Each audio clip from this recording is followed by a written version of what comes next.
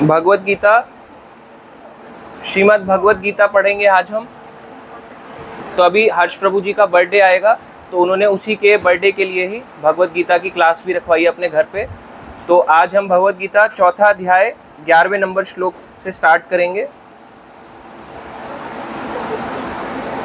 ये यथा मां प्रपदन्ते तांस्तथैव भजाम्यहम् मम वर्तमान अनुवर्तन्ते मनुष्य पार्थ सर्वशः। तो ये है चौथा अध्याय 11 नंबर श्लोक। कौन सा? 4.11। तो चौथा अध्याय का 11वां नंबर श्लोक। तो भगवत गीता क्या है? जो भगवान कृष्ण ने अर्जुन को उपदेश दिए। कहाँ दिए? कुरुक्षेत्र में। यहाँ से कितना दूर है? 2 घंटे 3 घंटे इतना दूर है। मगर अगर देखा जाए तो जो उपदेश भगवान ने कुरुक्षेत्र में अर्जुन को दिए, अब कुरुक्षेत्र जाना पड़ेगा तो 3 घंटे के लिए ट्रैवल करके जाना पड़ेगा, मगर वही उपदेश आज हमारे पास इसी भगवत गीता के द्वारा जहां हम बैठे हैं वहीं पे भी प्राप्त हो सकते हैं। तो इस श्लोक का अनुवाद पढ़ेंगे। भगवान कहते हैं, जिस भाव से सारे लोग मेरी शरण ग्रहण करते हैं उसी के अनुरूप मैं उन्हें फल देता हूं। हे पार्थ, प्रत्येक व्यक्ति सभी प्रकार से मेरे पथ का अनुगमन करता है। तो भगवान कहना चाह रहे हैं कि जिस भाव से लोग भगवान की शरण ग्रहण करते हैं, भगवान कह रहे हैं मेरी यानी कि भगवान की, भगवान अपने लिए बोल रहे हैं, जो जैसे मेरी शरण ग्रहण करता है उसी के अनुरूप मैं उसे फल देता हूं। तो ऐसा नहीं है अगर हमारी शरणागति भगवान के लिए होगी 1% होगी 1% ही आएगा, 2% होगी तो 2% मिलेगी भगवान की भक्ति, 50 होगी तो 50%, 100% होगी तो 100%। जैसे हमारी इच्छा होगी, जितनी हमारा सरेंडर होगा उतना ही हमारे भगवान के प्रति भगवान हमारे को फल देंगे भक्ति का। अब इसमें आता है, कई लोगों को भक्ति के फल डिफरेंट मिलते हैं। ऐसा क्यों होता है? जैसे कई लोग एक ही क्लास में होते हैं, एक स्कूल में एक क्लास में हुए, एक ही स्टैंडर्ड है, मान लो 5th क्लास, एक ही स्टैंडर्ड है, मान लो 10th क्लास, एक ही है 12th क्लास, बोर्ड का रिजल्ट आने वाला है, सबका एक जैसा आता है? एक जैसा नहीं आता। जो जैसा पढ़ता है उसको वैसे ही नंबर आते हैं।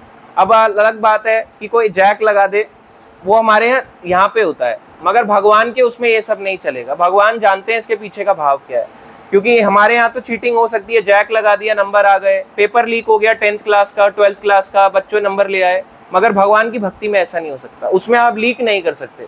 उसमें हमारी जितनी शरणागति होगी उतना ही हमारे को रिजल्ट मिलेगा भगवान की भक्ति का। इसमें एक चीज आती है कि 3 लोगों से भगवान को जानने का वे होता है। कैसे कैसे? कई लोग जो गीता पढ़ते हैं, अपने आप पढ़ने स्टार्ट करते हैं, तो उन लोगों के लिए गीता कैसे होता है? जैसे गीता स्टार्ट करी, आज उसने स्टार्ट करी गीता, अभी उसको पता नहीं कि भगवान क्या है और क्या नहीं है। तो सबसे पहले उसको क्या दिखाई देगा? भगवान का कौन सा समझ में आएगा? 3 तरह के स्वरूप है भगवान के, निराकार, फिर परमात्मा स्वरूप, फिर साक्षात भगवान। तो जब पहले पहले आदमी पढ़ता है तो उसको क्या समझ में आएगा कि ईश्वर निराकार है। ऐसा क्यों आता है उसको? जैसे हम बाहर निकले, अभी गर्मी हो रही है, आप देख रहे हो सूरज निकला हुआ है। अब सूरज से बाहर जब सबसे पहले बोलेंगे, आपने कभी सन देखा है? तो गूगल में तो हमने देखा होगा, पर अगर हमें अपने आंखों से देखना है, खुद से जानना है कि सन है कैसा, सूर्य है कैसा, तो बाहर जाएंगे, सन को देखेंगे। अब सन हमें इस टाइम की धूप, अभी कितना बज रहा है? 3 बज रहा है, 3-4 बजे की अगर हम धूप में भी देखेंगे, सूरज नहीं दिखाई देगा। तो अगर सूरज नहीं दिखाई देगा, सबसे पहले क्या दिखाई दी? उसका प्रकाश, लाइट दिखाई दी। ऐसे ही शुरुआत में जब कोई व्यक्ति भगवत गीता पढ़ेगा, उसको भगवत गीता नहीं समझ आएगी, ये तय है। भगवत गीता जब कोई पढ़ता है, पहले में उसको क्या लगेगा? ईश्वर निराकार है। अब ये निराकार वाले भी किस पद का फॉलो कर रहे हैं? पाठ तो इन्होंने भगवान का ही पालन किया, गीता ही पढ़ी, इन्हें भगवान निराकार क्यों दिखाई देते हैं जो गीता लोग पढ़ते हैं?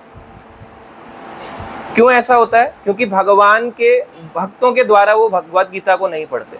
कई बार अगर हम जैसे स्कूल की किताब को पढ़ेंगे, मान लो केमिस्ट्री की बुक खोली, अब उसमें फॉर्मूला लिखा हुआ है H plus 2H plus O2 ऐसे करके फॉर्मूला है, H2O का फॉर्मूला है, ठीक है, H2O का फॉर्मूला है। अब उसने शुरू में ये पढ़ा तो उसको लगेगा कि हाइड्रोजन और ऑक्सीजन को मिला के पानी बनता है। एक काम करता हूँ, थोड़ी सी हाइड्रोजन मैं भी लेता हूँ, थोड़ा सा ऑक्सीजन मैं भी लेता हूँ, पानी बनाने की कोशिश करता हूँ। बना पाएगा?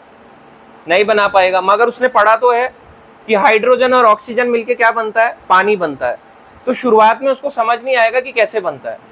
उसमें प्रेजेंट है बट आप एयर से निकाल नहीं सकते। थोड़ा सा हाइड्रोजन ले लिया, थोड़ा सा ऑक्सीजन ले लिया, इतना ईजी होता बनाना, तो पानी की कमी कहाँ है? एयर हमारे घर में भी है, सबके घर में भी है। तो जहाँ पानी नहीं आ रहा उन सबको एयर प्यूरिफायर नहीं, एयर को कन्वर्ट करने वाली एयर कन्वर्टर दे दो, थोड़ा सा हाइड्रोजन लेगा, थोड़ा सा ऑक्सीजन लेगा, मिला के पानी बना देगा, और लोग टंकियों में नहाएंगे अपने घर में आराम से, ना बिजली का बिल आएगा ना कुछ आएगा। इतना ईजी होता है क्या? नहीं। इसलिए शुरुआत में जब कोई भक्ति में आता है तो अपना दिमाग ज्यादा गढ़ता है कि ऐसे होगा, भगवान ऐसे होंगे, ये वाले भगवान, वो वाले भगवान। वो समझ नहीं पाता गीता का असली उपदेश क्या है। तो गीता के उद्देश्य को ना समझने वाले को शुरुआत में भगवान निराकार ही समझ में आते हैं। ऐसे लोगों के लिए देखो क्या लिखा गया है यहाँ पे। यहाँ तात्पर्य में लिखते हैं शिला प्रभुपाद जी, ऐसे निर्विशेषवादी सच्चिदानंद भगवान को स्वीकार नहीं करते, फलतः वे अपने व्यक्तित्व को मिटाकर भगवान की दिव्य सगुण भक्ति के आनंद को प्राप्त नहीं करते। आगे यहाँ पे आता है, उनमें से कुछ जो निर्विशेष सत्ता में दृढ़ता पूर्वक स्थित नहीं हो पाते, वे अपने कार्य करने की सुप्त इच्छाओं को प्रदर्शित करने के लिए इस भौतिक क्षेत्र में वापस आते हैं। क्या लिखा है इसमें? उनमें से जो कुछ निर्विशेष सत्ता में, यानी जो निराकार पे ध्यान लगाता है, दृढ़ता पूर्वक स्थित नहीं हो पाते। क्योंकि ध्यान कैसे लगाओगे निराकार पे? आप ध्यान लगा ही नहीं सकते। ध्यान लगाने के लिए कोई फॉर्म चाहिए, जब फॉर्म ही नहीं है तो ध्यान किस पे लगाओगे?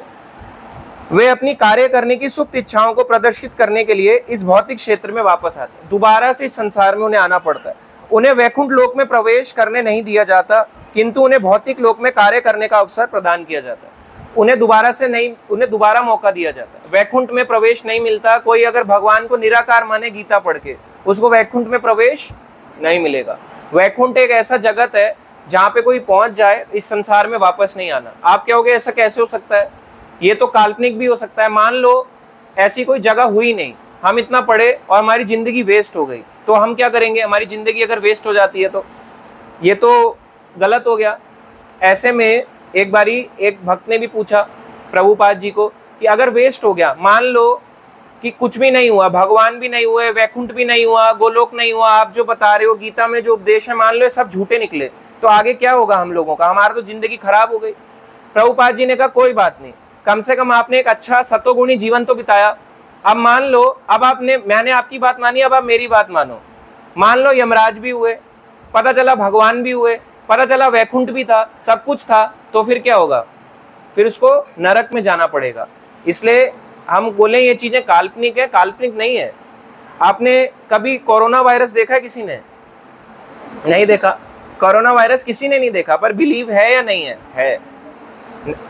ऐसे भी कई लोग हैं जो कहते हैं नहीं था, पर था, कहीं ना कहीं तो था। हो सकता है हमें इफेक्ट ना करा हो सकता है उसको ज्यादा ही एक अफवाह ज्यादा फैला दी गई हो, मगर कोरोना वायरस तो था, ये बात तो सत्य है।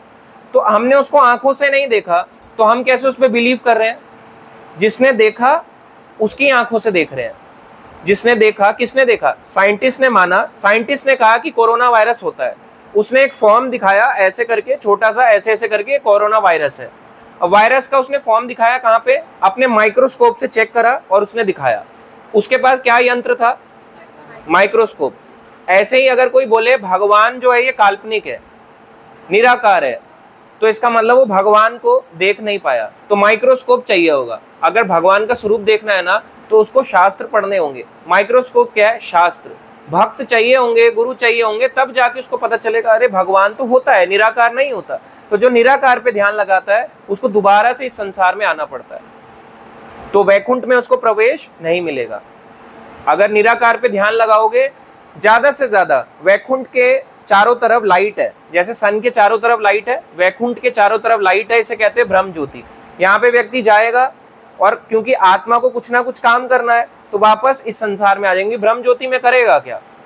मान लो यहाँ से रॉकेट छोड़ा साइंटिस्ट ने और सनलाइट तक पहुंच गया, और सनलाइट पे घूम रहा है, कुछ मिलेगा उसको? वापस आ जाएंगे? वापस आएंगे नहीं आएंगे? साइंटिस्ट वापस आ जाएंगे, और वो तो जाते ही नहीं, पहले ही बोलते हैं जाने का क्या फायदा, जाके मर जाएंगे।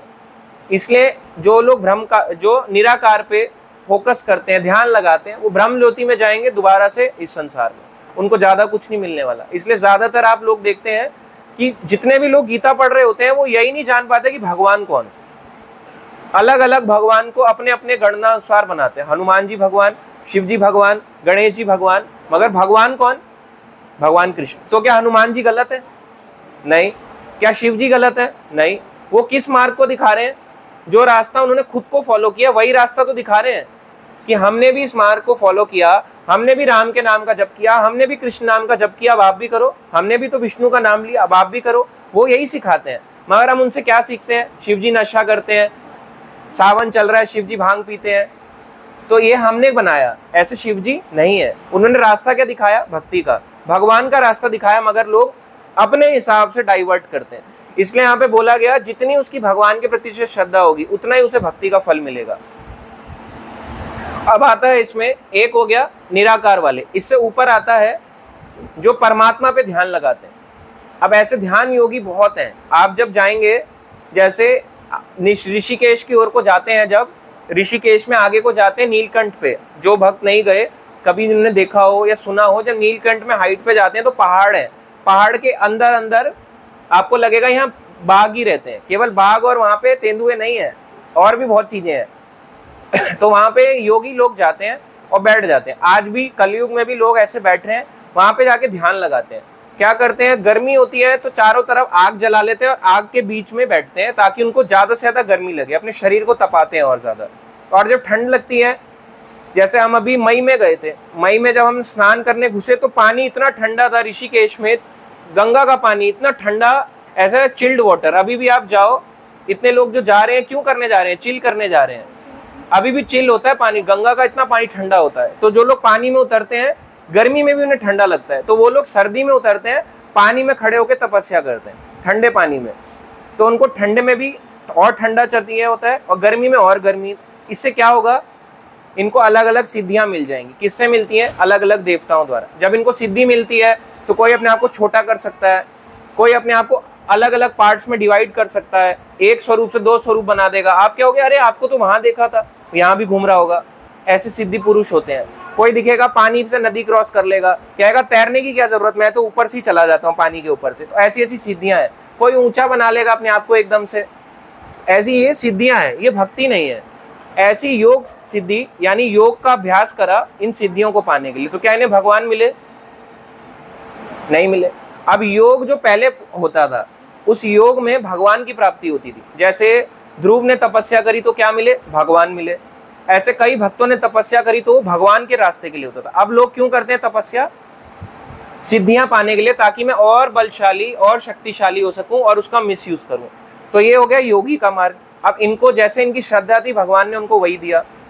तीसरे आते हैं भक्त। अब भक्त जो होता है, भक्त भगवान से प्रेम करता है। प्रेम का मतलब क्या है? प्रेम का मतलब है, एक होता है कि जैसे मैंने किसी के लिए कुछ किया, उससे रिटर्न की अभिलाषा है, ये प्रेम तो नहीं है। जैसे एक पेरेंट्स होते हैं, अपने बच्चों के लिए कुछ करते हैं, अब अपने बच्चों से रिटर्न मांगते हैं? ज्यादातर तो नहीं मांगते। अभी तक तो इंडिया में तो नहीं मांगते, फॉरेन में तो मांगते हैं। फॉरेन में तो एक कल्चर है जहाँ पे मांगा जाता है, मगर इंडिया में नहीं मांगा जाता। तो जो प्रेम होता है वहां पे आदान, मतलब एक्सचेंज तो होता है कुछ ना कुछ, मगर डिमांड नहीं होती कि मेरे लिए यही करो। डिमांडिंग नहीं होता व्यक्ति, मेरे लिए नहीं करा तोड़ दूंगा तुम्हारे को, छोड़ दूंगा। तो ये प्रेम नहीं है। प्रेम होता है जहाँ पे एक्सपेक्टेशंस ना हो। अगर मेरे लिए कोई करा तो भी ठीक, नहीं करा तो भी ठीक, तो ये प्रेम है। तो ये प्रेम जैसे भगवान के साथ संबंध बनाते हैं, तो कैसे संबंध बनाते हैं? 5 रूपों में। एक होता है भगवान का शांत रूप में सेवा करना। शांत रूप में कैसे? जैसे पेड़ होता है, पेड़ शांत रहता है। पौधा कैसा होता है? शांत रहता है। अब आप वृंदावन में जाओ, वो पेड़ और पौधे जो हैं, क्या वो भगवान की सेवा नहीं कर रहे? कर रहे हैं। उनको वृंदावन की ब्रज रज जो लोग लेके आके अपने घरों में ऐसे ऐसे लगाते हैं, वो वहीं पे उसी पेड़, उसी ब्रज रज के ऊपर पेड़ है, वो शांत रूप में सेवा कर रहा है। शांत है, कहीं हिल नहीं सकता, मगर सेवा कर रहा है। तो उनका जैसा उनकी इच्छा थी, भगवान ने उनको वैसी भक्ति दी, उनको वैसा ही फल दिया। दूसरा होता है जो लोग भगवान से मित्रता बनाना चाहते हैं, फ्रेंडशिप, भाई बनाना चाहते हैं। जैसे ग्वाल बाल, अर्जुन, ये आप भगवान को क्या मानते थे? सखा, अब मेरे बेस्ट फ्रेंड मानते हैं। जैसे अब अर्जुन कहते थे कृष्ण क्या है? मेरे बेस्ट फ्रेंड। गुरु तो बाद में स्वीकार किया, मानते क्या थे? सखा, फ्रेंड, या कोई भाई मानता है। इस तरह का भी रिलेशन होता है। तीसरा संबंध होता है भगवान से, वो होता है वात्सल्य। जैसे यशोदा कृष्ण, देवकी कृष्ण, नंद कृष्ण, और दशरथ राम, कौशल्या राम। तो अलग अलग भगवान का ये आता है स्वरूप, अलग अलग भगवान के अवतार हैं। तो भगवान का माता पिता के साथ जो होता है इसे कहते हैं वात्सल्य भाव। तो ये भगवान के साथ ये भी होता है प्रेम, ये तो ये भी है। तो उनका भाव कैसा है? क्या दशरथ राम को अपना भाई मान सकते हैं?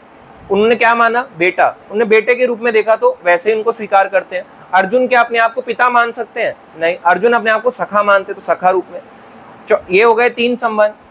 अब चौथा संबंध आता है, वो आता है जैसे दास भावना। जैसे हनुमान जी को अगर बोलो गोपी बन जाए, बनेंगे? हनुमान जी को बोलो गोपी बन के रासलीला में डांस करना है, नहीं करेंगे। गरुड़ जी को बोलो गोपी बनना है, नहीं बनेंगे, नहीं बनते। इन लोगों की दास भावना है, ये हमेशा दास बना रहते है ना। और वो क्या कहते हैं? राम रसायन तुमरे पासा सदा रहो रघुपति के दासा। तो रघुपति के दास बन के ही उनको अच्छा लगता है, उनको नहीं बनना रघुपति, ये नहीं बनना रघुपति सखी, रघुपति का दास ही बनना है। 5वां संबंध है भगवान से प्रेमी का, जैसे गोपियों का कृष्ण का, सीता और राम का। तो ये हो गया प्रेम का संबंध, जिसे माधुर्य भाव कहते हैं। तो ये 5 संबंध हो गए भक्ति के संबंध।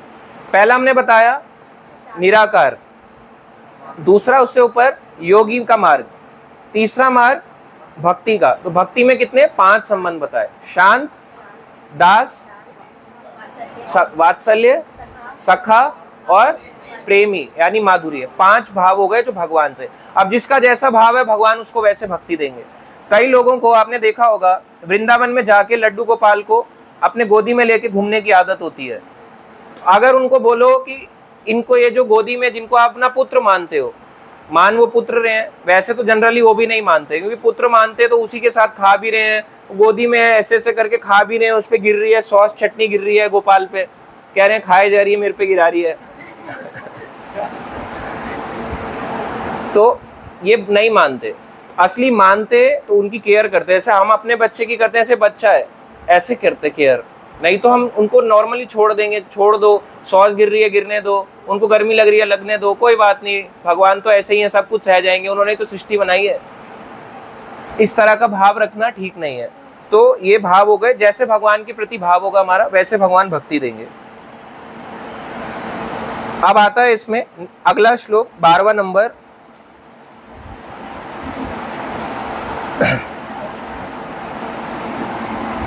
कांक्षन्ता कर्मणां सिद्धिं यजन्ते इहि देवता क्षिप्रं हि मानुषे लोके सिद्धि भवति कर्मजा। आगे भगवान कह रहे हैं 12वें नंबर श्लोक में, इस संसार में मनुष्य सकाम कर्मों में सिद्धि चाहते हैं। सकाम कर्म का मतलब आप समझे? मैं जो भी काम करूं उसके पीछे मुझे फल मिले।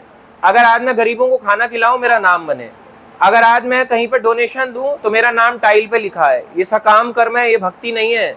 कई बार लोग सोचते हैं ये भक्ति है, ये भक्ति नहीं है। तो आप क्या होगे, मंदिरों में भी ऐसे ही होता है।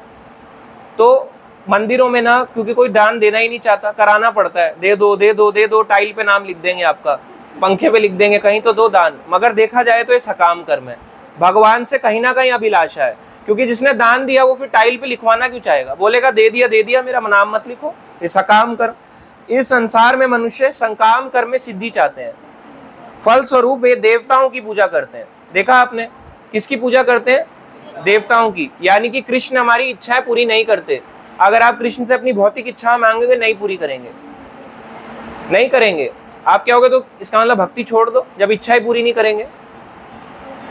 निसंदेह संसार में मनुष्यों को सकाम कर्म का फल शीघ्र प्राप्त होता है। ठीक है, तो अब इसमें समझने का है, तो देवता जो होते हैं जल्दी फल दे देते हैं। ठीक है, अब इसका एक एग्जाम्पल लेते हैं कैसे फल देते हैं। एक मान लो मैंने एक होटल में गया, मेरे को रूम में चेक इन करना है। अब आप या कोई भी एक होटल में जाओ, रूम में चेक इन करना है, एक मैनेजर है। मैनेजर जब जाओगे तो मैनेजर को, एक मैनेजर है और एक सीईओ है। तो मैनेजर से डायरेक्ट अगर जाके बोलोगे ये आपका होटल है, क्या बोलेगा?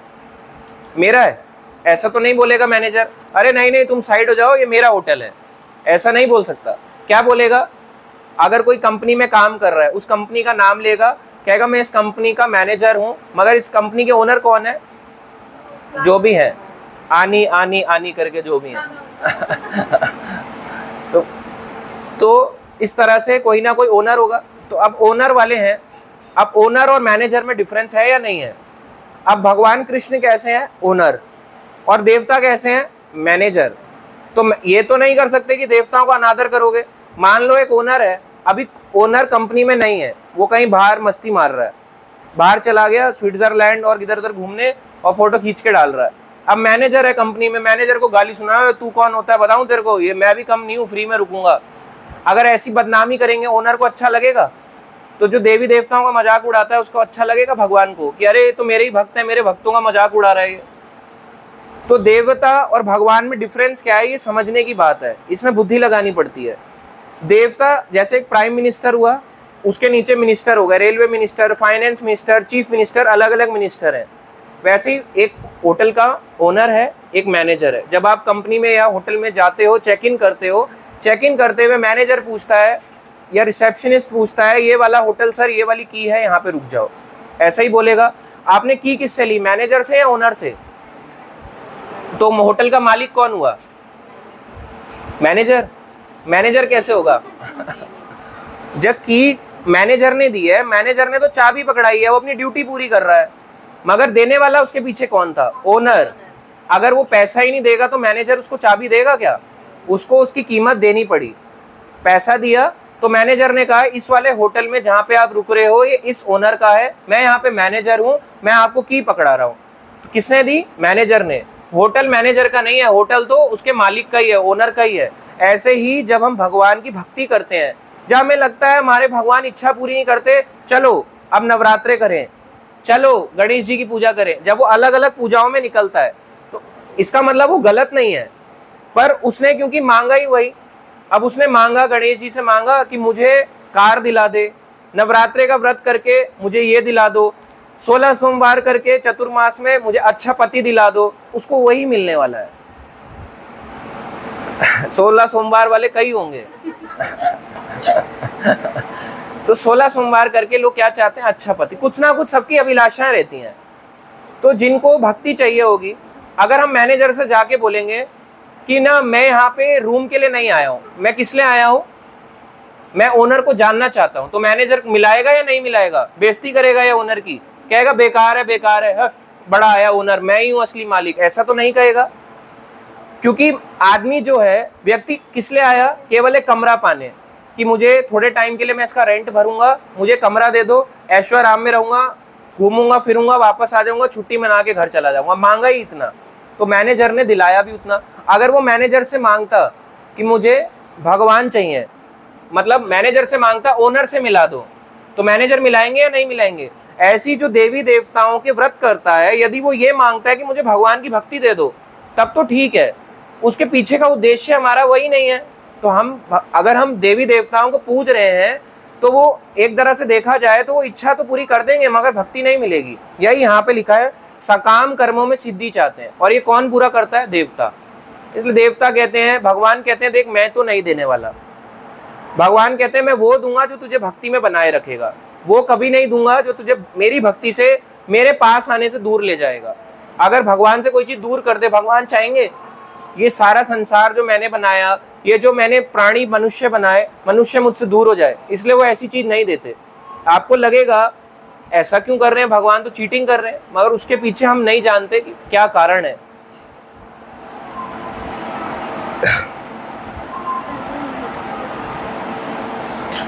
यहाँ पे एक और चीज आती है, इसमें तात्पर्य में लिखते हैं कि देवता ईश्वर के विभिन्न स्वरूप नहीं होते। गीता में लिखा है देवता ईश्वर के विभिन्न स्वरूप नहीं होते।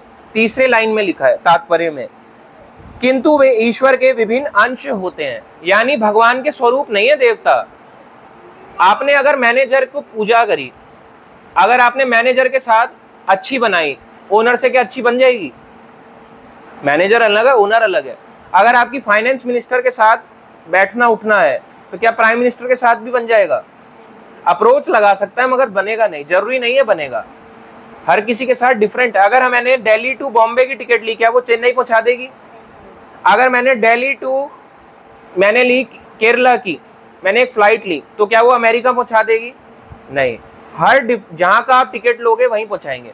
अगर आप देवताओं को ये मानोगे कि ये भगवान का स्वरूप है, आपने उनकी पूजा करी ये सोच के कि हम भगवान की पूजा कर रहे हैं, ऐसी पूजा का क्या होगा, केवल वो देवलोक तक जाएगा। जो जिसकी पूजा करेगा वो उतना ही तक पाएगा, उससे आगे नहीं बढ़ पाएगा। अगर हम भगवान की पूजा करेंगे तो उसमें देवताओं की पूजा भी ऑटोमेटिकली हो जाती है। ये बात सच है, इसमें ये नहीं है देवताओं का अनादर है। अच्छा 33 करोड़ देवी देवताओं की पूजा कोई कर सकता है? अगर हम इतने ही बड़े हम मानते हैं कि हम देवी देवताओं के भक्त हैं, अभी यहाँ पे भगवान है और भगवान के आगे गुरु परंपरा, मान लो 33 करोड़ देवी देवताओं को पूजना है, इस कमरे में आप एक को क्यों पूज रहे हो? एक को पूजोगे दूसरा नाराज हो जाएगा। मैनेजर तो 33 करोड़ है ना, 33 करोड़ की फोटो लगा दो चारों तरफ दीवार में, दीवार भी छोटी पड़ जाएगी, घर भी छोटा पड़ जाएगा हम लोगों का। सोचो 33 करोड़ के अगर आप फोटो और विग्रह लेके आ गए, सब एक दूसरे को घुट घुट के पसीने आ रहे होंगे सबको, कहाँ लगा दिया मैं, कहाँ लगा दिया, इतना इतना भी लाओगे तब भी 33 करोड़ के लिए जगह कम पड़ जाएगी, पता भी नहीं लगा पाओगे। बोलाओगे उधर से बुलाओगे किसी देवता को, बेचारा नीचे होगा, ओ कहाँ मेरे को कौन बुला रहा है, कौन बुला रहा है, सुनाई नहीं दे रहा है इतनी भीड़ में, कोई मेरा नाम पुकार रहा है, इसलिए हम नहीं पूछ सकते। इसलिए अनादर नहीं है। आप पेड़ में जड़ में पानी डालो, पेड़ की पत्ती हरी भरी हो जाएगी, पेट को खाना डालो, शरीर ताकतवर हो जाएगा। कृष्ण भगवान की पूजा करो, राम की पूजा करो, नरसिंह की पूजा करो, विष्णु की पूजा करो, ऑटोमेटिकली देवी देवता की पूजा कंप्लीट हो जाती है। आप नहीं पूछ सकते 33 करोड़ को। आगे आता है 13वां नंबर श्लोक जो बहुत ही अच्छा है। चातुर्वर्ण्यम मया सृष्टम गुण कर्म विभागशः तस्य कर्तारम अपि माम विद्धि अकर्तारम अव्ययम। भगवान कहते हैं प्रकृति के तीनों गुणों और उनसे संबंध कर्म के अनुसार मेरे द्वारा मानव समाज के 4 विभाग रचे गए हैं। प्रकृति के गुण के अनुसार और उनके कर्म के अनुसार कितने? 4 विभाग। क्या क्या? ब्राह्मण, क्षत्रिय, वैश्य, शूद्र। तो ये कास्ट है, किसके हिसाब से है? गुण और कर्म के हिसाब से। कास्ट के हिसाब से बोला ब्राह्मण है कोई, कास्ट ब्राह्मण, कास्ट शूद्र कोई नहीं है, ना कोई कास्ट से ब्राह्मण है ना कोई कास्ट से शूद्र है। इस संसार में जिसने जन्म लिया है वो शूद्र है, सिंपल। हम ब्राह्मण के लायक नहीं है। आपको लगेगा हम लोग ब्राह्मण हैं, हम लोग इनकी पूजा कर रहे हैं, हमारे वहां पे ब्राह्मण होते हैं, हमारे उस वाले इंडिया में उस कॉलोनी में ब्राह्मण है। ब्राह्मण नहीं है वो। ब्राह्मण के क्या गुण होने चाहिए? ब्राह्मण कैसा होता है? सतोगुणी होता है। और देखा जाए एक क्षत्रिय कैसा होता है? सतोगुण और रजोगुण का मिश्रण होता है। वो होता है राजा या किंग या कोई डिफेंस फोर्स का, ये क्या कहलाते हैं? क्षत्रिय। वैश्य हो गया बिजनेस क्लास, ये होता है रजोगुण और तमोगुण का मिश्रण। और शूद्र होता है तमोगुण से बना हुआ, वो क्या कहलाता है? शूद्र। शूद्र क्या हुआ? जो ब्राह्मण की, क्षत्रिय की, वैश्य की सेवा करे। एम्प्लॉय क्लास को शूद्र कहते हैं, सिंपल। और हम सारे ही एम्प्लॉय क्लास हैं, हम सारे एम्प्लॉय क्लास हैं। कहीं ना कहीं तो हम सेवा कर ही रहे हैं। हो सकता है कोई बोले मैं वर्ल्ड रिचेस्ट हूं, पर अगर वो वर्ल्ड रिचेस्ट है, अपने घर में अपनी बीवी बच्चों की सेवा कर रहा होगा, वहां पे तो शूद्र ही हो गया ना। फिर कमा तो उन्हीं के लिए रहा है ना। बच्चा कहेगा पापा क्या है आपको, है ना, पप्पा पप्पा करके उससे लूटते रहेंगे, तो वो उनकी तो सेवा ही कर रहा है, तो वहां पे क्या हो गया? वो शूद्र ही हो गया। अल्टीमेटली सारे ही शूद्र हैं। किस हिसाब से होता है? कास्ट से नहीं होता, गुण और कर्म के अनुसार से। तो ब्राह्मण गुण में आपको सतोगुण ही रहना पड़ेगा। अब अगर कोई मान लो मांस खा रहा है, बोल रहा है मैं ब्राह्मण हूँ, वो ब्राह्मण होगा? नहीं, मांस खाने वाला कभी ब्राह्मण नहीं हो सकता। अगर वो मांस खा रहा है और खुद को ब्राह्मण बोल रहा है तो वो कौन है? एक असुर, एक असुर है। और असुर ऐसे ही होते हैं। असुर लोग भी सारी पूजाएं करते हैं। आपको पता है असुरों के भी गुरु थे, कौन? शुक्राचार्य। असुरों के भी गुरु होते हैं। ऐसा नहीं होता कि असुर बुरे लोगों के गुरु नहीं होते, उन्होंने भी अपने गुरु बना रखे होते हैं। अच्छे लोगों के भी हैं, बुरे लोगों के भी हैं। तो ये 4 वर्ण भगवान ने गुण और कर्म के अनुसार बनाए। भगवान आगे कहते हैं यद्यपि मैं इस व्यवस्था का सृष्टा हूं, किंतु तुम यह जान लो कि मैं इतने पर भी अव्यय अकर्ता हूं। भगवान ना तो ब्राह्मण है, ना क्षत्रिय है, ना वैश्य है, ना शूद्र है, मगर जब इस संसार में आते हैं तो दिखाते हैं कि मैं ब्रह्मचारी व्रत का भी पालन कर रहा हूँ, मैं ब्राह्मण उसमें चला गया, गुरुकुल में चला गया, अब मैं द्वारकाधीश बन गया, राजा बन गया, मथुराधीश बन गया, तो मैं क्षत्रिय भी हूँ। भगवान अपने आप को वैश्य भी दिखाते हैं कि मैं नंद महाराज का बेटा था तो वैश्य भी था, और भगवान खुद को शूद्र भी दिखाते हैं कि मैं सबकी सेवा भी करता हूँ। चारों स्वरूप भगवान अपना दिखाते हैं। तो भगवान टीचिंग देते हैं किसको कैसे कैसे काम करना है। अब लोग जाति के हिसाब से बनाते हैं, अगर ये इसकी कास्ट ब्राह्मण वाली नहीं है तो ये बाहर हो गया, ब्राह्मण कास्ट से बाहर हो गया। चाहे वो ब्राह्मण को ये ना पता हो कि भगवत गीता में कितने श्लोक है, ये ना पता हो गीता है क्या।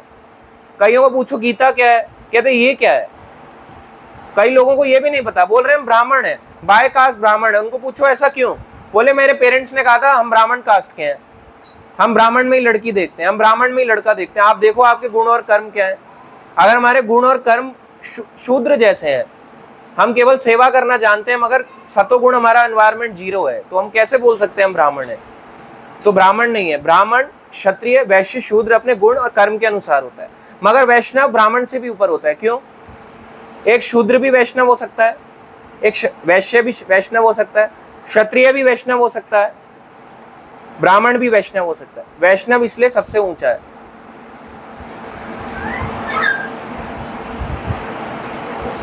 इसमें चौथा नंबर श्लोक आता है, 14 नंबर श्लोक आता है, 14 नंबर। नामाम कर्माणि लिम्पन्ति नामे कर्म फले स्पृह इति माम यह अभिजानाति कर्म भी ना सह बध्यते। भगवान कहते हैं मुझ पर किसी कर्म का प्रभाव नहीं पड़ता। भगवान ने देखो क्लियर बोल दिया है, मुझ पर किसी कर्म का प्रभाव नहीं पड़ता। और लोग क्या बोलते हैं कि भगवान ने इतने लोगों को मरवा दिया, युद्ध करवा दिया, इसलिए उनके साथ बुरा हुआ, तीर लगा और इसलिए वो मारे गए। मगर भगवान ये क्यों बोल सकते हैं? आप बोल सकते हो मेरे पे कोई कर्म का फल नहीं लगता। कोई देखा है इस संसार में, कोई बोलता हुआ देखा है यूट्यूबर, कोई जिसको हम फॉलो करते हैं जो बोले मुझ पे कर्म का नियम मेरे पे काम नहीं करता? कोई नहीं बोल सकता इस संसार में। यहाँ तक कि देवी देवताओं पे भी कर्म का फल लगता है। इंद्र का क्या मान भंग नहीं हुआ? इंद्र पे भी लगा। सब पे कर्म का फल लगेगा।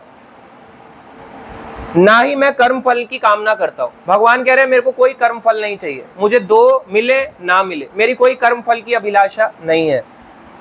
जो मेरे संबंध में इस सत्य को जानता है वह भी कर्मों के फल के पाश से नहीं बंधता। जो ये सत्य जानता है कि भगवान को कोई कर्म नहीं बांध सकता, वो भी कभी कर्म बंधन में नहीं बंधता,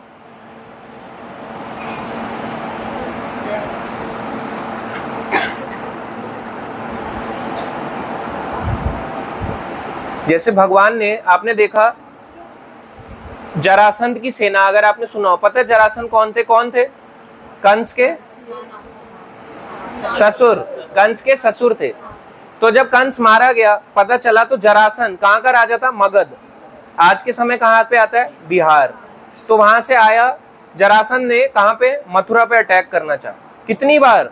17 बार अटैक किया है भगवान के उन पे कि मार डालो, यदुवंशियों को मार डालो।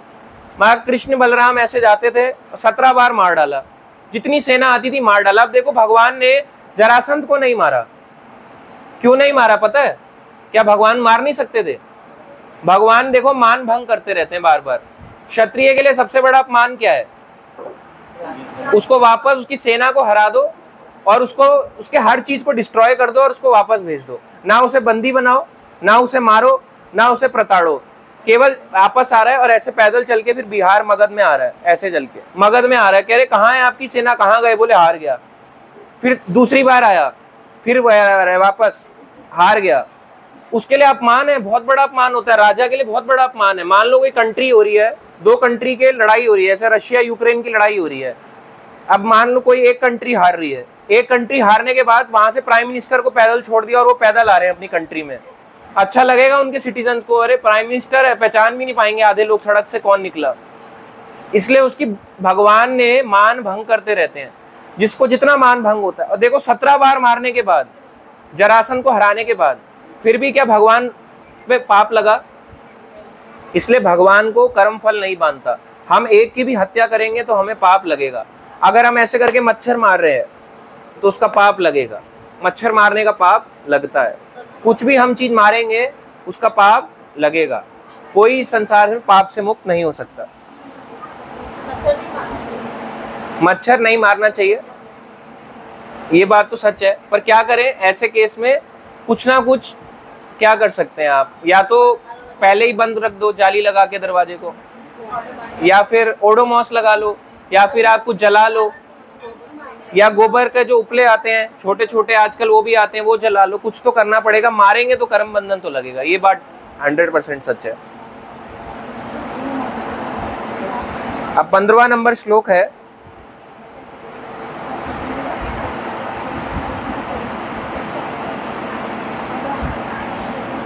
एवं ज्ञात्वा कृतं कर्म पूर्वे अपि मुमुक्षुभिः कुरु कर्म एव तस्मात् त्वं पूर्वे पूर्वतरम कृतम्।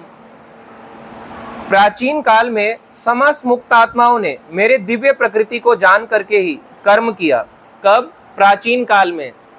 क्या कह रहे हैं? प्राचीन काल में भगवान कह रहे हैं समस्त मुक्त आत्माओं ने मेरी दिव्य प्रकृति को जान के करके ही कर्म किया। अतः तुम्हें चाहिए उनके पद चिन्हों का अनुसरण करते हुए अपने कर्तव्य का पालन करो।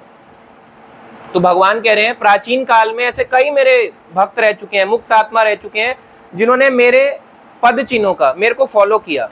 उनको फॉलो करके आगे बढ़ना है, इसलिए परंपरा को फॉलो करना है। आप डायरेक्ट कृष्ण को कॉपी नहीं कर सकते। भगवान क्या कह रहे हैं? समस्त मुक्त आत्माओं ने मेरी दिव्य प्रकृति को जान करके ही कर्म किया। कि कौन? मेरी दिव्य प्रकृति। भगवान कह रहे हैं मेरे बारे में जाना, फिर उन्होंने कर्म किया। अतः तुम्हें चाहिए कि उनके पद चिन्हों का अनुसरण, उन लोगों को फॉलो करो जिन्होंने इस तरह से किया। इसलिए डायरेक्टली कोई भगवान के पास जाए, सोचे मुझे भगवान मिल गए, अभी नहीं मिले, अभी तो केवल आप दर्शन कर रहे हो। जब हम वृंदावन जाएं, देखो दो भाव होते हैं वृंदावन जाने के भी। मुझे एक भक्त ने बोला, बहुत अच्छा बताया, दो भाव होते हैं। एक होता है जनरली लोग क्या बोलते हैं, वृंदावन या मंदिर जाते हुए मैं भगवान के दर्शन करने जा रहा हूँ, और जब रिश्तेदार के घर जाते हैं क्या बोलते हैं? मिलने जा रहा हूँ। तो दर्शन और मिलने में कितना डिफरेंस है बताओ? सेम है, दर्शन और मिलना सेम होता है। अभी हम बोले हमने भगवान से क्या बोले? दर्शन कर रहे हैं। तो दर्शन करना और मिलने में क्या डिफरेंस है? कभी हम बोलते हैं मैं अपनी बुआ का दर्शन करने जा रहा हूँ ये तो कृष्ण बोलते थे कि मैं कुंती का दर्शन करने जा रहा हूँ, हम तो नहीं बोलते। हम बोलते हैं कि मैं दर्शन करने जा रहा हूँ अपनी बुआ का, आज मैं अपने मामा का दर्शन करने जा रहा हूँ, आ जाइए मामा आपका दर्शन करूँ। तो दर्शन में और मिलने में भेद होता है। ज्यादातर हम मिलने की जगह क्या बोलते हैं? दर्शन। और दर्शन में क्या होता है? अगर आप बोलो बुआ मुझे दर्शन दे दो, बुआ कैसी बैठी रहेगी? ऐसे बैठी रहेगी और ऐसे करेगी, तथास्तु तथास्तु तथास्तु, आपके साथ बेटा ऐसा ही हो, बेटा ऐसा ही हो आपके साथ, ये लो कृपा ले लो। और अगर बुआ से मिलने जाओगे तो पैर छू के व्यक्ति क्या करता है? प्रणाम करके गले मिलता है। या कोई भाई है, भाई से क्या बोलेगे? आजा मेरे गले लग जा। अब वही के बोले भाई तेरे दर्शन करने आया हूँ, तो भाई कैसे करेगा? ऐसे करेगा भाई, फिर ऐसे ही करेगा, साइड, यहीं से साइड, ऐसे ऐसे कर देगा साइड।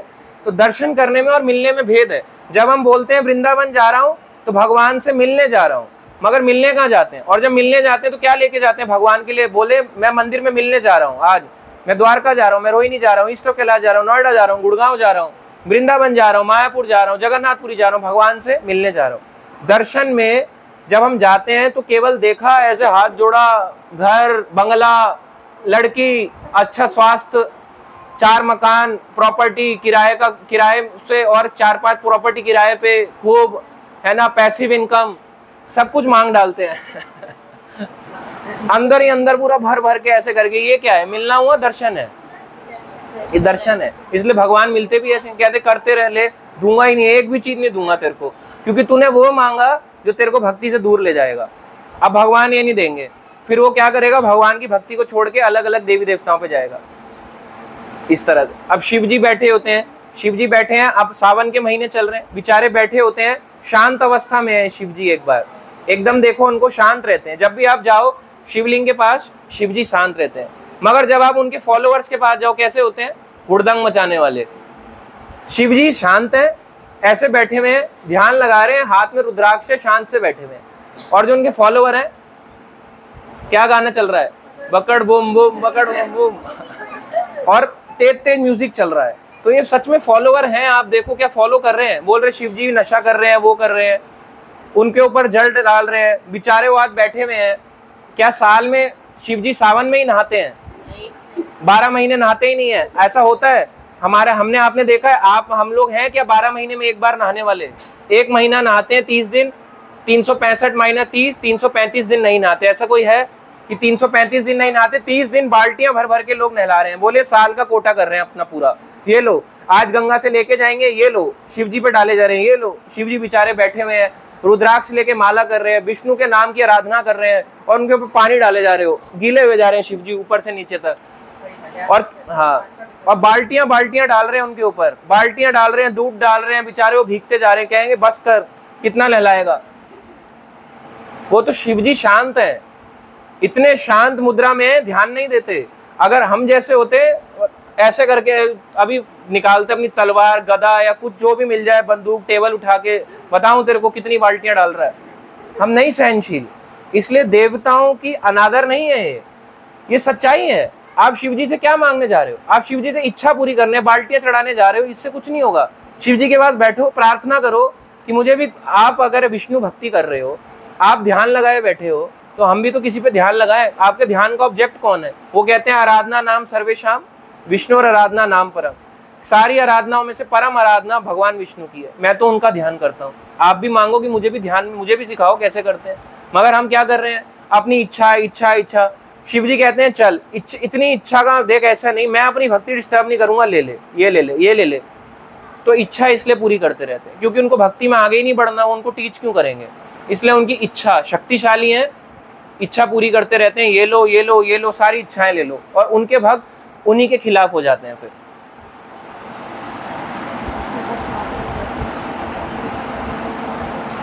तो इस प्रकार से यहाँ पे बताया गया। आगे यहाँ पे है, तो अगर हमें देवताओं को फॉलो करना है, उनकी परंपरा में जुड़ना पड़ेगा। ब्रह्मा जी से आने वाली परंपरा को जुड़ो। आप ब्रह्मा जी को भी डायरेक्ट अप्रोच नहीं कर सकते, शिव जी को भी हम डायरेक्ट अप्रोच नहीं कर सकते। बोले मैं शिव जी का फॉलोअर हूँ, परंपरा में आ रहे हो, ज्ञान ले रहे हो क्या? शिव जी के क्या सिखा रहे हैं? विष्णु भक्ति सिखा रहे हैं, सीख रहे हो राम भक्ति, विष्णु भक्ति। आप बोल रहे हो मैं यहाँ पे जुड़ा हूँ, लक्ष्मी जी को फॉलो करता हूँ, फॉलो कर रहे हो, केवल उनसे धन मांग रहे हो। फॉलो संप्रदाय में जुड़ना पड़ेगा, परंपरा में जुड़ो, इस वजह जो आपको भगवान तक लेके जा रही है। अदरवाइज कोई फायदा नहीं है, केवल हम अपना टाइम वेस्ट कर रहे हैं। अगला आता है 16वां नंबर श्लोका।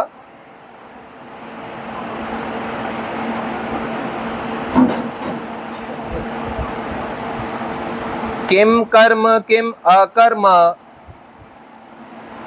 इति कव्या अपि अत्र मोहिता तत् ते कर्म प्रविक्षामि यत् ज्ञात्वा मोक्ष्यसे अशुभात्। 16वां नंबर श्लोक का अनुवाद है। भगवान कह रहे हैं कर्म क्या है और अकर्म क्या है। तो ये दो चीजों के बारे में बताया, कर्म और अकर्म क्या है। इसे निश्चित करने में बुद्धिमान व्यक्ति भी मोहग्रस्त हो जाते हैं। अतः मैं तुमको बताऊंगा कि कर्म क्या है, जिसे जानकर तुम सारे अशुभ से मुक्त हो जाओ। सारे, तो कर्म और अकर्म में डिफरेंस है। कर्म क्या होता है? जो हम अपने लिए करते हैं। अकर्म क्या होता है? जिसमें फल की इच्छा नहीं होती। कर्म में फल की इच्छा होती है, अकर्म में फल की इच्छा नहीं होती, जिसे कहते हैं निष्काम कर्म। इन दोनों के बारे में भगवान कह रहे हैं अब मैं तुम्हें बताऊंगा कर्म क्या है और अकर्म क्या है। नहीं तो लोग इसको समझ नहीं पाते कि है क्या। इसमें आता है, यहाँ पे भगवान बताते हैं यदि किसी को भगवान के पास तक जाना है तो किन को फॉलो करना चाहिए अपनी लाइफ में। 12 ऐसे महाजन जिनको फॉलो करना चाहिए। इसी में देखो तात्पर्य में लिखे हैं, तो हम बोलेंगे एक एक करके किन को फॉलो करना चाहिए हमें। ब्रह्मा, शिव, नारद, मनु, चारों कुमार। तो ये 4 कुमार हैं। इनको अगर देखा जाए तो चतुर कुमार एक में काउंट करते हैं। चतुर कुमार 5 हो गए। कपिल, प्रहलाद, भीष्म, शुकदेव गोस्वामी, यमराज, जनक और बलि महाराज। 12 इन महाजनों को फॉलो करना है, तब आप सीख पाओगे कर्म क्या है और कर्म क्या है। अब बताओ किसने कर्म त्यागा? जनक ने कर्म त्यागा। कहाँ के राजा थे? मिथिला। ठीक है, जनकपुर तो उनकी कैपिटल हो गई, मिथिला। और वो आप जानते हैं कि बलि महाराज क्या थे? किसके पुत्र थे? विरोचन। और विरोचन किसके पुत्र थे? प्रहलाद के। तो बलि जो देखे आपने कौन से कुल में पैदा हुए थे? राक्षस, असुरों के कुल में पैदा हुए थे। असुरों के कुल के गुरु कौन थे? शुक्राचार्य। सारी टीचिंग गलत, एसोसिएशन गलत, सब कुछ गलत गलत गलत ही था। कर्म क्या थे उनके? दैत्यों के साथ ही थे। इंद्र को हरा डाला, इंद्र के राज्य पे राज्य किया, मगर किस लिए किया? जब भगवान वामन आएंगे सारा का सारा उन्हें दे डालूंगा, ये लो सारा अपने पास लिया, ले लो एक बारी में सारा, अपनी धन दौलत मेरे अपने पूरा लौटा दो, एक बारी में लुटा दो, खाली कर दो मेरे को। इस तरह से बलि महाराज ने भी कर्म किया, मगर उसमें फल की इच्छा नहीं थी, जो था सब भगवान को दे दिया। अब इसमें देखो, इन 12 महाजन में कई बार भक्त कहते हैं कि गृहस्थ अच्छा है या ब्रह्मचारी अच्छा है। आपको क्या लगता है? दोनों अपनी जगह पे ठीक है, गृहस्थ भी ब्रह्मचारी भी। 100% ब्रह्मचारी बनना भी ठीक है, 100% गृहस्थ बनना भी ठीक है। 12 महाजन में से 7 ऐसे महाजन हैं जो गृहस्थ हैं। कौन कौन? ब्रह्मा, शिव, शिव जी गृहस्थ हैं। शिव जी की कौन है? पार्वती पत्नी है, धर्म पत्नी है। शिव जी के पुत्र भी हैं, शिव जी गृहस्थ हैं। और आता है मनु। मनु क्या है? गृहस्थ है। मनु गृहस्थ में काउंट होते हैं। चतुर क्या है? ब्रह्मचारी। और ब्रह्मचारी पता है कैसे ब्रह्मचारी? अपने आप को छोटा बनाए रखते हैं। क्यों बनाते हैं? रीजन पता है क्यों बनाते हैं? ऐसे ही बना लिया कि चलो छोटे बन जाते हैं, जबकि हैं बहुत बड़े। ब्रह्मा जी के सबसे पहले पुत्रों में चतुर ही हैं, मगर चतुर अपने आप को छोटा बनाए रखते हैं। क्यों? रीजन क्या है? अपनी इंद्रियों को कंट्रोल करने में। लस्टी डिजायर्स आती हैं, काम इच्छाएं बढ़ती हैं, उससे कंट्रोल। बच्चे को इच्छाएं नहीं होंगी, 5 साल के छोटे बच्चे को काम इच्छाएं होती नहीं, इसलिए छोटा बच्चा बनाए रखते हैं अपने आप को शरीर से। इसलिए चतुर ब्रह्मचारी बन के रहते हैं। तो 3 गृहस्थ 1 ब्रह्मचारी। और यहाँ पे आता है कपिल, भगवान कपिल। और फिर आता है प्रहलाद। प्रहलाद क्या थे? गृहस्थ। भीष्म ब्रह्मचारी, भीष्म ब्रह्मचारी थे। शुकदेव गोस्वामी ब्रह्मचारी। शुकदेव कौन थे? वेद व्यास जी के पुत्र। और आता है यमराज, गृहस्थ। यमराज को तो बहुत ड्यूटी करनी है, गृहस्थ नहीं बनेंगे तो ड्यूटी कैसे पूरी होंगी? शुकदेव गोस्वामी ब्रह्मचारी थे, नहीं ब्रह्मचारी रहे हैं शुकदेव गोस्वामी। मतलब उनकी ऐसे नहीं होता है कि जैसे हनुमान जी है, हनुमान जी भी ब्रह्मचारी। अब ऐसे वो था, उनका कौन था पुत्र? मकर ध्वज। तो मकर ध्वज उनके कैसे उत्पन्न हुआ था? पसीने से। तो हम उनको गृहस्थ नहीं बोलेंगे इस तरह से। मतलब उन्हें काम इच्छाएं नहीं है, उनकी कोई काम की कोई इच्छाएं नहीं है, भौतिक काम इच्छाएं नहीं है। अभी हमने बताया कहाँ पे थे हम? शुकदेव गोस्वामी। यमराज गृहस्थ, जनक गृहस्थ, और बलि महाराज कितने हो गए? 7 और 5। और नारद मुनि ब्रह्मचारी। तो 5 ब्रह्मचारी और 7 गृहस्थ। 7 गृहस्थ हैं। तो देख लो, गृहस्थ आश्रम को छोटा नहीं होता। कोई बोले भगवान को पाने का मार्ग गृहस्थ नहीं है, ब्रह्मचारी या सन्यासी का मार्ग ही पा सकते हैं। ये 7 लोग क्या ऐसे ही थे? इन लोगों ने कोई कार्य नहीं त्यागा। शिव जी को बोला कार्य त्यागा, गले पे सांप डाला हुआ है, कितना भयानक स्थिति में है। अगर देखा जाए, कोई उन्हें भक्त नहीं बोलेगा, देख के बोलेगा कोई परम भक्त है, महान भक्त है। एक मतलब संसार एक ऐसे गुट को फॉलो, एक ऐसा गुट उनको फॉलो करता है। कहते हैं कोई बात नहीं, आप मेरे को सम्मान दो, मगर सम्मान की कोई इच्छा नहीं है उन्हें। शिव जी को अपने सम्मान की थोड़ा ना इच्छा है। सम्मान की इच्छा होती तो कितना कुछ कर रहे होते। बैठे रहते हैं, शांत बैठे रहते हैं हमेशा। आप देखो। और अगर एग्जाम्पल हो नारद मुनि का, नारद मुनि तो ब्रह्मचारी हैं, चलो वो तो घूमते रहते हैं, ट्रैवलिंग करते रहते हैं हर जगह पे। मगर आप देखो मनु का, मनु से मनुष्य जाति आई। बलि महाराज देखो असुर कुल में आए, मगर क्या है? गृहस्थ है। प्रहलाद जिनके लिए भगवान नरसिंह खंबे से आ गए, वो क्या है? गृहस्थ। तो गृहस्थों की बड़ी महत्वता है। ऐसा नहीं है कि गृहस्थ आश्रम कोई छोटा है, आप इसमें भी भगवान की प्राप्ति कर सकते हो। अब 17 नंबर श्लोक है, 4 श्लोक और करेंगे आज। कर्मणा ही अपि बोधव्यम, बोधव्यम च विकर्मणा, अकर्मणा च बोधव्यम, गहना कर्मणा गति। अब देखो, कई लोग कहते हैं इस श्लोक के अनुवाद से पहले, कई लोग कहते हैं कि मैंने ऐसा क्या कर्म किया जो मेरे साथ आज बुरा हो रहा है, मैंने ऐसा क्या कर्म किया, मुझे जानना है। अब उनके लिए आंसर है भगवत गीता में 4 अध्याय 17 नंबर श्लोक। भगवान कहते हैं कर्म की बारीकियों को समझना अत्यंत कठिन है। क्लियर हो गया? आपको अपने कर्म को नहीं जान सकते कि मैंने क्यों क्या ऐसा किया था जो आज मुझे इसका फल मिल रहा है बुरा। अतः मनुष्य को चाहिए कि वह ये ठीक से जाने कि कर्म क्या है, विकर्म क्या है और अकर्म क्या है। 3 तरह के कर्म बताए। एक है कर्म, कर्मा यानी गुड कर्मा, यानी कुछ अच्छा करो और अच्छा पाओ। विकर्म क्या है, बुरा कर्म, बुरे के साथ बुरा होना। और अकर्म क्या है, निष्काम कर्म, कि मेरी कोई फल की अभिलाषा नहीं है। 3 तरह के कर्म हो गए, कर्म, विकर्म, अकर्म। कर्म के अंदर 3 डिवीजन है, कर्म, विकर्म, अकर्म। भगवान कह रहे हैं इन 3 को जानना जरूरी है। ज्यादातर लोग किसके पीछे भागते हैं, केवल अच्छे कर्म की तरफ, और उसके साथ साथ बुरे भी कर बैठते हैं। अब अच्छे कर्म के पीछे बुरा कैसा होता है, देखो अच्छा और बुरा साथ साथ चलता है। कैसे आता है, जैसे अभी एग्जाम्पल के लिए यहाँ पे बताया जा रहा है, हम लेते हैं प्रसाद का एग्जाम्पल। भगवान कहते हैं 3 अध्याय 13 नंबर श्लोक में कि जो बिना भोग लगाए खाता है वो क्या करता है, केवल और केवल पाप खाता है। यानी अन्न के अंदर पाप होता है। आप अन्न को डायरेक्टली ऐसे खा लो, पाप लगेगा। आपने खा लिया, यूं रोटी तोड़ी और खा लिया, बोले बहुत भूख लगी थी, खा लिया, गर्मी लग रही थी, खा लिया, ठंड लग रही थी, भूख लग रही थी, खा लिया। तो बिना भोग लगाए केवल और केवल पाप खाता है। अब देखो उसने काम क्या किया, अच्छा काम तो अच्छा किया अपने घर वालों के लिए।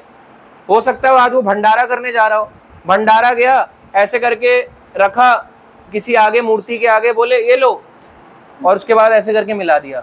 हनुमान जी खड़े हैं ऐसे करके, बोले मेरे प्रभु को भोग नहीं लगाया, मुझे भोग ये ले गदा, मेरे साथ में गदा भी ले जा, ऐसे मुझे लगा रहा है मैं इसको डायरेक्ट खिलाऊंगा, तू मुझे क्या वानर समझता है कि मैं डायरेक्ट खाऊंगा इसको। मैं नहीं खाता, मैं भगवान का केवल और केवल जूठा खाता हूँ, मैं ऐसे नहीं खाता। ऐसे लोग, अब ऐसे लोग करते हैं फॉलो। बूंदी है, बूंदी को ऐसे हनुमान जी पे लगा लेंगे, बोले ट्यूसडे आज, ऐसे करके। हनुमान जी पे आजकल सिल्वर पॉलिश लगाई जा रही है, चांदी का वर्क, जबकि आपको पता है चांदी का वर्क किससे बनता है, चमड़े पे मारा जाता है ऐसे से करके। और क्या हो गया, अब तो सारा हैंडमेड काम है ही नहीं, मशीन मेड है। तो मशीन में भी जो चमड़ा यूज होता है वो भैंस की या गाय की चमड़े का यूज होता है। अब आप खा रहे हो, सोच रहे हो आज तो काजू कतली खा रहा हूं मैं, और गाय की पूजा कर रहे हैं काजू कतली खा के। काजू कतली में प्रॉब्लम नहीं है, उस वर्क में प्रॉब्लम है। अन्न खाने में प्रॉब्लम नहीं है, अन्न के अंदर पाप होता है। तो जो खाएं भोग लगा के खाएं, सत्वगुणी तरीके से खाएं।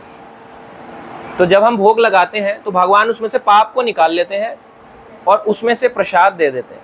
तो ये क्या हो गया, अकर्म। यानी पहले वो क्या था, प्रसाद। हम जो भोग लगा के लोगों को बांट रहे थे, हम अच्छा काम करने जा रहे थे कि आज मैं भंडारा करूंगा। अब भंडारा करने के चक्कर में मान लो कई लोगों की लाइनें लगी हुई हैं, हमने ऐसे किया, एक पैकेट को खोल के उसमें मिला दिया और लोगों को बांट दिया। अच्छा काम भी किया, मगर अन्न में तो पाप होता है। तो जो लोगों ने पाप खाया उसका फल किसको मिलेगा, उन्हें भी मिलेगा और हमें भी मिलेगा, क्योंकि हमने भी उनको पाप खिलाया है। इसलिए अच्छे कर्म के साथ बुरा कर्म भी साथ साथ चलता है। मगर अकर्म यानी कि जब कोई निष्काम कर्म करता है तो वो भगवान को भोग लगाएगा, भोग लगा के तुलसी पत्ता रख के, भोग लगा के, घंटी बजा के, फिर भगवान के उसमें मिक्स करेगा, फिर प्रसाद को बांटेगा। तो ये अब क्या बन गया, प्रसाद। और प्रसाद क्या होता है, अकर्म। इसका कोई कर्म फल अच्छा या बुरा नहीं लगता, केवल और केवल इससे भक्ति मिलती है, भगवान की भक्ति, और कोई इसमें नेगेटिव कर्मा नहीं मिलता। तो देखो ये फायदा होता है। इसलिए 3 प्रकार के कर्म को जानना जरूरी है। ज्यादातर लोग कर्म और विकर्म में फंसते हैं, अच्छे और बुरे कामों में फंसते हैं, कोई निष्काम कर्म में नहीं बनता।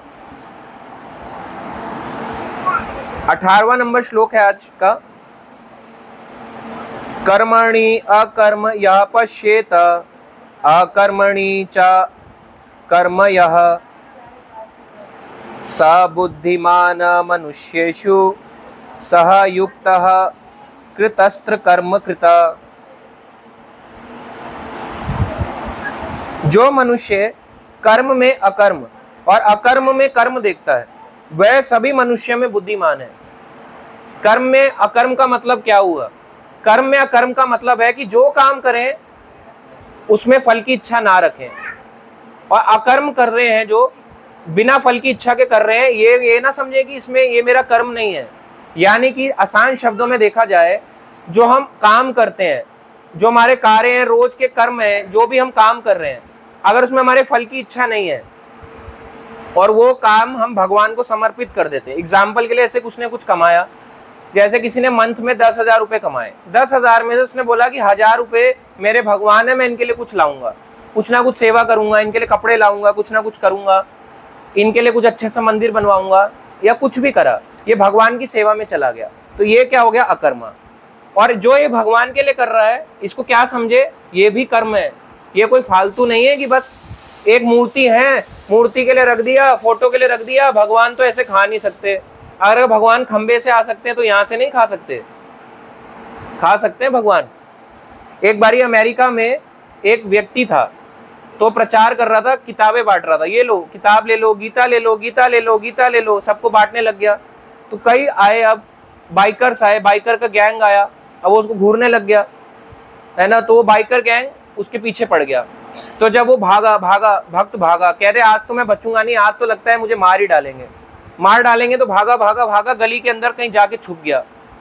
और जब छुप गया तो जाके भगवान से क्या करने लगा? प्रार्थना करने लगा। और भगवान नरसिंह की प्रार्थना करने लगा। क्या? भगवान का नरसिंह जो क्या कहते हैं, प्रणाम मंत्र, उग्र वीरम महाविष्णु ज्वलंतम सर्वोन्मुखम नरसिंहम भीष्णम वृद्धम मृत्युम मृत्युम नमाम्यहम। और भगवान का क्या करने लग गया? आरती, नमस्ते नरसिंहाया प्रहलाद लादायिनी, ऐसे करके आरती करने लग गया। डर रहा हुआ था, घबराया हुआ था। बाइकर आए, बोले आज तो गया ये, आज दिख गया, आज इसको छोड़ेंगे नहीं। हमारे यहाँ पे क्रिश्चियन धर्म चलता है और ये क्या हिंदू धर्म फैला रहा है, इसको मार डालेंगे आज। जैसी बाइकर घुसे, बाइकर चले गए। तो दोबारा एक बारी वो भक्त जो है अगले बार दोबारा गया, क्योंकि भक्त रुकता नहीं है, दोबारा गया कि दोबारा बुक बांटूंगा। जब दोबारा बांट रहा था तो वही लोग मिले। अब ये दोबारा भागने लगा, पर इसने देखा मेरा कोई पीछा नहीं कर रहा, बाइकर वहीं के वहीं है। तो इसने बाइकर से जाके पूछा, आज तुम मुझे नहीं मारने आए? उस दिन भी तुम मेरा पीछा कर रहे थे, मैं तुमसे डर के भागा था। भक्त ने पूछा, ये रियल इंसिडेंट है, कोई मजाक नहीं है, अमेरिका का रियल इंसिडेंट है। उसने बोला, तो बाइकर कहते हैं कि जब मैं उस गली में घुसा, मुझे दिखा एक आदमी वहां पे आया, शेर के जैसा उसका मुंह था, उसके भयानक पंजे थे, और उसको देख के हम सारे भाग गए। हमें लगा शेर प्रकट हो गया हमारे आगे। शेर के आगे हम 10 लोग भी कम पड़ गए। तो भगवान प्रकट हो जाते हैं। ऐसा नहीं है कि भगवान केवल प्रहलाद वो सतयुग में आए, अब भगवान का काम ही नहीं है आने का, हो गया, उतने तक ही था भगवान का। प्रार्थना में दम होना चाहिए। हमारी प्रार्थना में दम ही नहीं है, इसलिए भगवान आते भी नहीं। मांगते हैं, ऐसे कर लिया, हाँ ऐसे करेंगे, हाथ ऐसे करेंगे, हरे कृष्णा कृष्णा कृष्णा हरे हरे, और ऐसे भगवान को देख रहे हैं, ऐसे कर रहे हैं, फिर थोड़ा सा ऐसे कर लिया, ऐसे कर लिया, ऐसे ऐसे करके, फिर ऐसे। प्रार्थना में दम ही नहीं है ना, इसलिए भगवान क्यों आएंगे? कह रहे हैं ना कष्ट में है ना कुछ है, नॉर्मल तो बैठा है, एंजॉय कर रहा है अपनी लाइफ को, क्यों आऊं इसके लिए? जब एंजॉय कर रहा है नहीं आएंगे भगवान। ऐसा मनुष्य क्या कहते हैं? वो बुद्धिमान है, जो ये जानता है कि मैं जो भगवान के लिए कर रहा हूं ये निष्काम कर्म क्या है, इसका कोई बैड कर्म मुझे नहीं लगेगा, ये बुद्धिमान है। और सब प्रकार के कर्मों में प्रवृत्त रहकर भी वह दिव्य स्थिति में रहता है, सारे काम करता रहेगा और दिव्य स्थिति में रहेगा। तो भक्त आम तौर पे ऐसे ही होते हैं। जो भी भक्ति मार्ग में जुड़ता है, चाहे प्रभु जी माता जी कोई भी जुड़ते हैं, वो दिखेंगे साधारण, सारे कर रहे होंगे, बीटेक कर रहे होंगे, जॉब कर रहे होंगे, आईटी सेक्टर में जा रहे होंगे, जॉब बदल रहे होंगे, इधर से उधर दौड़ लगा रहे होंगे, मगर फिर भी सारे कर्मों को करते हुए वे दिव्य स्थिति में है। कैसे दिव्य हैं? क्योंकि भगवान की भक्ति में लगे हैं। बहुत डिफरेंस आता है एक भक्त में और एक अभक्त की सोच में, बहुत डिफरेंस। जब आप पहले कहीं जाते थे घूमने, जैसे कहीं गए, एग्जाम्पल ले लो हिल स्टेशन का, मनाली गए, मजा आता था नहीं आता था? बहुत आता था। अब वही मनाली में जाते हो, ठंडा ठंडा अच्छा तो लगता है, मगर जब लोगों को देखते हो शराब पी रहे हैं, अच्छा लगता है? पहले तो अच्छा लगता था, लोगों को देख के अरे शराब पी रहा है, देख कितना कूल लग रहा है, 2000 वाली पी रहा है। अब देख के दुख होता है, अरे यार देख यहाँ पे भी आके यही काम कर रहा है, दुख होता है। तो इसलिए ये बदल जाता है, देखने का नजरिया बदल जाता है समय के साथ। तो भक्ति में आने से और अभक्त में डिफरेंस आता है। अब है 19वां नंबर श्लोक। यस्य सर्वे समारंभा काम संकल्प वर्जिता ज्ञान अग्नि दग्ध कर्माणम तम आहु पंडितम बुधा। भगवान कहते हैं, जिस व्यक्ति को प्रत्येक प्रयास उद्यम इंद्रिय तृप्ति की कामना से रहित होता है, उसे पूर्ण ज्ञानी समझा जाता है।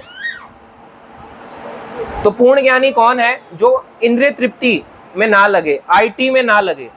आईटी यानी इंद्रिय तृप्ति, जो इंद्रिय तृप्ति में नहीं लगता, भगवान कह रहे हो पूर्ण ज्ञानी है। इंद्रिय तृप्ति का मतलब क्या है? खाना आए, भगवान को भोग ना लगे पहले खा जाऊं, पहले ही खा जाऊं। या अगर कुछ खरीदा, खरीद के बाइक ली, बाइक में शू शू शू ड्रिफ्ट मार रहा है, क्या है ये? इंद्रिय तृप्ति। गाड़ी ली, गाड़ी चला रहा है, हॉर्न पे हॉर्न मार जा रहा है, जरा सा वेट नहीं होता किसी से, तो क्या है ये? इंद्रिय तृप्ति। तो जो इंद्रिय तृप्ति के कार्यों में लगा, इसका क्या होगा? इसको भगवान मिलेंगे? नहीं। बुद्धिमान है ये? नहीं। भगवान कह रहे हैं प्रत्येक प्रयास इंद्रिय तृप्ति की कामना से रहित। जितना भी हम काम कर रहे हैं उसमें इंद्रिय तृप्ति नहीं होनी चाहिए। उसे क्या कहना चाहिए? पूर्ण ज्ञानी। उसे ही साधु पुरुष ऐसा करता कहते हैं, जिसने पूर्ण ज्ञान की अग्नि से कर्म फलों को भस्मात कर दिया है। आगे पढ़ेंगे आज का लास्ट श्लोक, 20वां नंबर श्लोक है। त्यक्त्वा कर्म फल आसंगम नित्य तृप्ता निराश्रय कर्मणि अभिप्रवृत्ता अपि न एव किंचित करोति सः। अपने कर्म फलों की सारी आसक्ति को त्याग कर सदैव संतुष्ट तथा स्वतंत्र रहकर वह कभी सभी प्रकार के कार्यों में व्यस्त रहकर भी कोई सकाम कर्म नहीं करता। ये भक्त के लिए बात हो रही है। अगर कोई आपसे बोले कैसे मान ले ये भक्त है, उसको ये वाला श्लोक पढ़ाओ। अपने कर्म फलों की सारी आसक्ति को त्याग कर, हो सकता है हमने सारी ना त्यागी हो, सारी आसक्तियां हमारी नहीं त्यागी हो, मगर कुछ तो त्यागी, कहीं तो त्यागी बने हम, कहीं तो कोई तो कास्ट वाले बने, कोई त्यागी कास्ट ही बनाई, कुछ तो त्यागी हुए, नाम से त्यागी सही। अपने कर्म फलों की सारी आसक्ति को त्याग कर सदैव संतुष्ट तथा स्वतंत्र रहकर वह सभी प्रकार के कार्यों में व्यस्त रहकर, व्यस्त मिलेगा आपको, कोई नहीं है ऐसे कोई मंडली वाला, सब भक्त व्यस्त होते हैं, कभी सकाम कर्म नहीं करता। वो दिखेगा नॉर्मल काम कर रहा है, वो भी दिखेगा ऑफिस जा रहा है, वो भी दिखेगा स्कूल जा रहा है, वो भी दिखेगा कॉलेज जा रहा है, वो भी दिखेगा बिजनेस कर रहा है। डिफरेंस क्या है? वो जो काम कर रहा है उसका फल भगवान को दे देता है। स्कूल जाएगा, पढ़ेगा, तुरंत तो भगवान को उसका फल नहीं दे सकता। कॉलेज में भी पढ़ेगा, तुरंत तो नहीं दे सकता। जब जॉब में आएगा, अगर उसने भक्ति अपने जॉब तक भी कंटिन्यू रखी हुई है, जॉब में आके समझ जाएगा कि मेरे को कमाना है और इसका कुछ हिस्सा भगवान की सेवा में लगाना है। आइडियली बोला जाता है अगर शुद्ध भक्ति का स्तर हो तो 100%, नहीं तो 50%, नहीं तो कहते हैं 10% तो लगाओ। अच्छा वो भी नहीं लगाता, कुछ तो लगाओ, भगवान के लिए कुछ तो करो, कुछ तो ऐसा। भगवान आपको सांस दे रहा है, भगवान आपको खाना दे रहा है, सब कुछ तो दे रहा है। अब देखो हाथी ने मांगा कभी कि मेरे लिए भगवान इतना सारा लेके आ जा, उसको भी खाना मिल रहा है। गलियों में इतने कुत्ते घूम रहे होते हैं, कभी देखा कोई कुत्ता भूखमरी से मर गया? बहुत रेयर होते हैं कुत्ते भूखमरी से मर गए, लोग उन्हें मारते हैं, मगर कुत्ता भूखमरी से नहीं मरता, मिल जाता है। इनका इंतजाम कौन कर रहा है? सारे लोगों का। भगवान सबके प्रति संभाव रखते हैं, किसी से भगवान द्वेष नहीं करते। ये भगवान ने गीता में 9वें अध्याय में बोला है। इसलिए भक्त दिखेगा कि सारे काम कर रहा है, मगर वो कभी भी कर्म फल में नहीं रहता, उससे नहीं बंधता। क्यों? क्योंकि वो भगवान के लिए कर रहा है। ऑफिस जाएगा, ऑफिस जाके पैसा कमा के लाएगा, कुछ हिस्सा भगवान को लगाएगा, तो जो हिस्सा उसका रिमेनिंग रहता है वो क्या कहलाएगा? उसका कमाई का प्रसाद। उसका पैसा भी उसका प्रसाद रूप में बन जाएगा। कपड़ा पहन के जाएगा, पैंट और शर्ट, हो सकता है लोग उसका मजाक उड़ाए, हाँ बड़ा भक्त बनता है, तिलक लगा के पैंट शर्ट पहन के ऑफिस जा रहा है, कंटियां लगा के, ऐसे बड़ा बड़ा भक्त दिखा रहा है अपने आप को, बड़ा चली माता जी सूट पहन के, साड़ी पहन के दिखा रही है कि मैं बहुत बड़ी भक्त हूँ। मगर वो किस लिए जा रहे हैं? उसका आउटकम क्या है? भगवान की सेवा। सबसे पहले वो क्या करते हैं?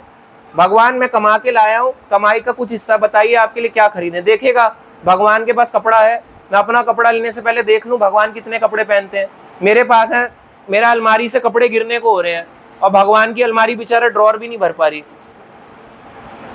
छोटी सी ड्रॉर है बेचारे लड्डू गोपाल की, देख रहे हैं 5 कपड़े भी नहीं आ रहे इसमें, 5 भी नहीं होती ड्रेस, एक और फटी हुई है, एक की सिलाई निकल गई, 2 के सितारे गिर गए, वही पहना रहे होते हैं भगवान को और कह रहे होते हैं प्रभु जी हम भी तो कर्म फल से बंध रहे, बचे हुए हैं ना। बच्चे नहीं है, आपको भगवान बांध रहे हैं। भगवान कह रहे हैं इतना कमा रहा है, कुछ तो ले आ, एक ड्रेस तो खरीद ले, कुछ तो कर ले, बना ले, चल अपने लिए इतना सिलवा रहा है, अपने लिए जा रहा है, कोट पैंट सिला रहा है 5000 रुपए का, मेरे लिए कुछ तो करवा ले, कुछ तो सिल दे, मेरे लिए कुछ छोटा सा ही बना दे। चल कुछ नहीं कर सकता, फूल ही ले आओ, कुछ तो कर लो। कुछ नहीं कर सकते, पानी रख दे मेरे को, अपने लिए हम पानी पी रहे हैं 3 लीटर ठंडा ठंडा फिल्टर का चिल्ड पानी, भगवान को रख रहे हैं एकदम लोटे का गर्म पानी ऐसे करके, ये लो पियो इसको लोटे का। आप चिल्ड पीते हो, भगवान को भी चिल्ड पिलाओ। और क्या, खुद हम खा रहे हैं एकदम टेस्टी खाना, एकदम टेस्टी। अब जैसे किसी को खाना खिलाते हैं, खाना कैसे खिलाते हैं, थोड़ा गर्म होने से हल्का गर्म हो, जिसे क्या बोलेंगे, नॉर्मल, है ना, माइल्ड देते हैं। एकदम उबलता खाना देते हैं, उबलता खाना दे दो जीभ जल जाएगी बेचारे की। ऐसी भगवान के आगे आते हैं, एकदम कुकर पलटा भगवान के आगे रख देते हैं। देर हो रही थी, बच्चे का नाश्ता करवाना था, प्रभु जी का टाइम हो रहा था ऑफिस का, तो हम अभी नहीं माने, अभी हम कर्म फल में बंधेंगे, क्योंकि अभी हमने भगवान को नहीं समझा सही रूप से। पर धीरे धीरे समझ जाएंगे, प्रोसेस में लगोगे समझ जाओगे। पहली बार जाके स्कूल में याद हो गया था ABCD क्या है, पहली बार याद हो गया था सारा मैथ्स क्या है, इंग्लिश क्या है, प्रोसेस में लगने से ही याद होता है। तो प्रोसेस में लगे रहो, दिखेोगे साधारण, लोगों के लिए आप साधारण रहोगे, मगर दिव्य स्थिति में रहोगे और आप कर्म फल में नहीं बंधोगे। आपको पता भी नहीं चलेगा, आप अपने पिछले बुरे कर्मों को काट रहे होंगे, बुरी तरह से काट रहे होंगे। तो भगवान इस तरह से हेल्प करते हैं भक्त की। तो ये थे भगवत गीता के 10 श्लोक जो आज हमने पढ़े, 4था अध्याय के। तो ये था कर्म के बारे में, अकर्म विकर्म क्या है, भगवान कौन है, और देवी देवता और भगवान में क्या अंतर है। आज हमने ये सब पढ़ा। तो अब हम करेंगे आरती और अभी हम क्लास को एंड करेंगे।